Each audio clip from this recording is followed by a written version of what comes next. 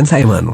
ትንሳኤ ጉበና ይባላል። ጫዋ ታዋቂ ነው እንግዲህ መርካቶ አካባቢ የልደታ ልጅ እንደመሆኑ መጠን እና እኔ አንድ ጊዜ ብቻዬን በነበርኩበት ጊዜ ሳታገባ ማለት ነው? አዎ ከገኒ ጋር ከመገናኘታችን በፊት ሰራተኛ ነበረችኝ። በወንድ ላጤነት ህይወቴ ንገፋ በነበረበት ጊዜ ማለት ነው። አስቤዛ ጨረስኩኝና እንቁላል ሆነ ቤት ውስጥ በቃ እንቁላል አንዴ በእንጀራ ነው አንዴ በዳቦ ነው አንዴ ዝም ብሎ በቃ ያረሱ እና አንዴ በቀቀል ነው